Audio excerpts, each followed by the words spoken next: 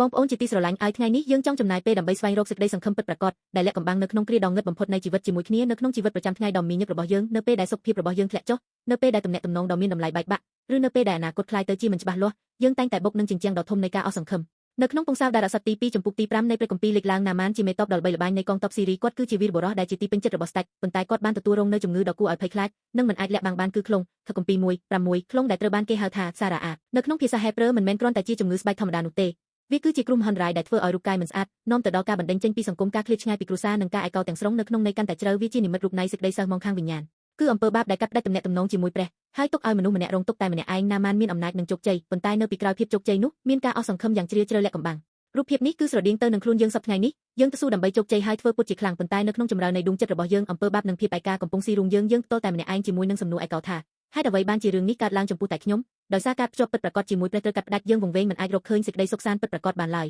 ទោះយ៉ាងណាក៏ដោយនៅក្នុងស្ថានភាពអស់សង្ឃឹមនេះសេចក្តីសង្ឃឹមដែលមិនបានរំពឹងទុកបានលេចឡើងនោះគឺជាសម្លេងរបស់ក្មេងស្រីអ៊ីស្រាអែលតូចម្នាក់ដែលគ្មានឈ្មោះដែលត្រូវបានចាប់យកធ្វើជាឆ្លើយហើយបម្រើការនៅក្នុងផ្ទះរបស់លោកមេតបណាម៉ានក្មេងស្រីនេះដែលជាឆ្លើយសង្គ្រាមបានប្រាប់ប្រពន្ធរបស់ណាម៉ានថា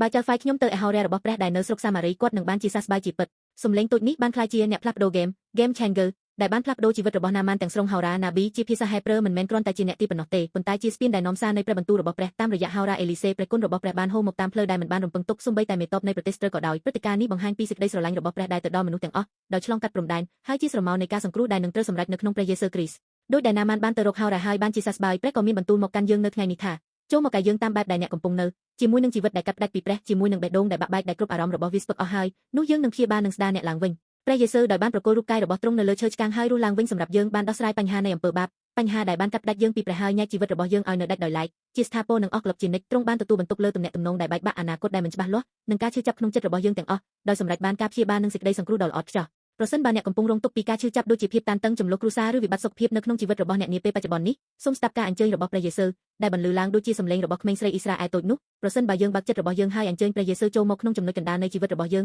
នឹងចាប់ផ្ដើមផ្លាស់ប្ដូរពីការឯកោនៃអំពើបាបទៅជាសេចក្តីសង្ឃឹមដ៏អស់កលឹបសេចក្តីស្រឡាញ់ដែលគ្មានលក្ខខណ្ឌរបស់ព្រះកំពុងរង់ចាំអ្នកឥឡូវនេះដោយគ្មានព្រំដែនគ្មានលក្ខខណ្ឌថ្ងៃនេះតើអ្នកមិនព្រមទទួលយកសេចក្តីស្រឡាញ់នោះហើយចាប់ផ្ដើមជីវិតថ្មីទេ